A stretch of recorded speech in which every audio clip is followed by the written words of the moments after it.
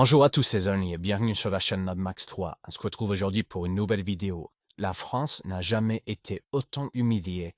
Le peuple français n'a jamais été autant méprisé. La bonne nouvelle dans tout ça, c'est que grâce à un président aussi destructeur, les Français n'ont plus confiance en la politique. Et ça, c'est une très bonne chose.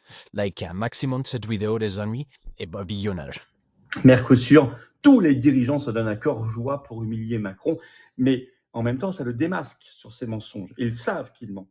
Mais oui, et ils savent qu'on n'est pas un pays souverain, que c'est pas nous qui avons la compétence de négocier les accords commerciaux, c'est l'Union européenne qui a la compétence exclusive du commerce, comme vous le savez.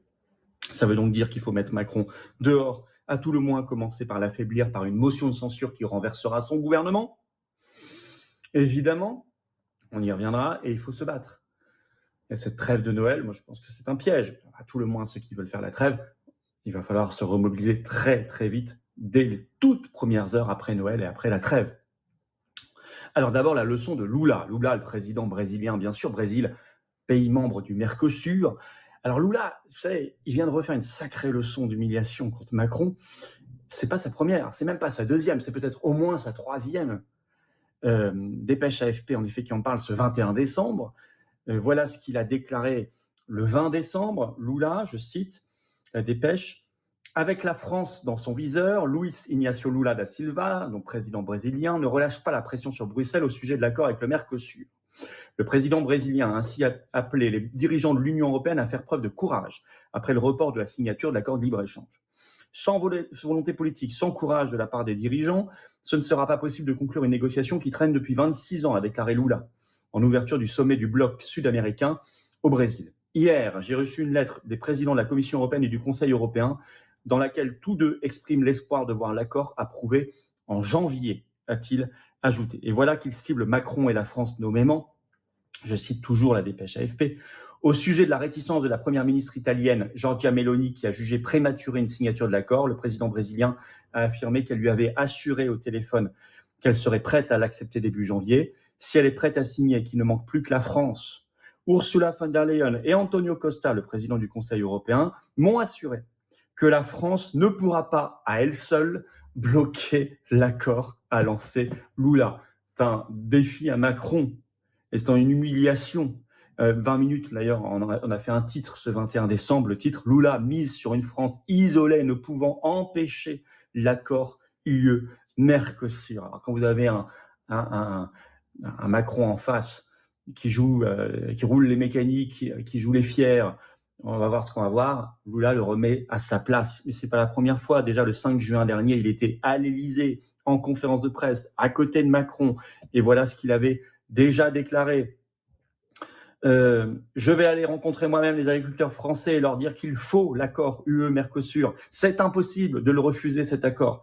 Macron était resté bouche bée, humilié, ne pipant pas mot à 1 mètre le regardant comme ça, de Lula.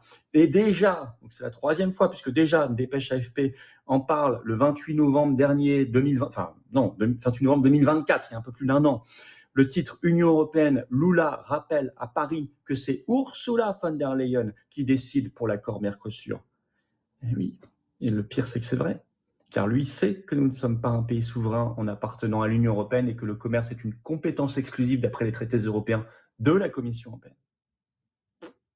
Troisième humiliation, en direct.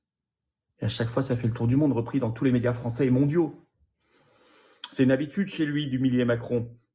Il rappelle par ailleurs ce que c'est de ne pas être un pays souverain et de la nécessité absolue du Frexit. Il n'est pas le seul. Il y a des humiliations contre Macron sur ce sujet au sein de l'Union européenne.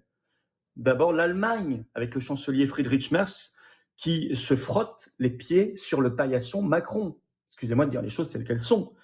Il y a un article Boursorama ce 19 décembre qui en parle. Le titre « Accord UE-Mercosur, l'Allemagne estime que la signature du traité est désormais acquise ». Je cite un extrait.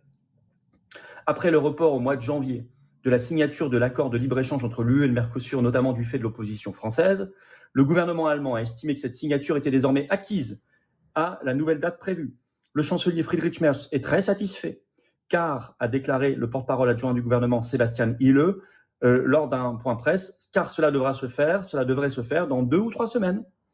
lorsque l'Union européenne pourra signer cet accord avec les États membres concernés, a ajouté ce porte-parole du gouvernement allemand. Les amis, la vidéo est terminée. J'espère qu'elle vous aura plu. N'oubliez pas de vous abonner et de liker un maximum. On se retrouve très vite pour une prochaine vidéo. Merci, salut!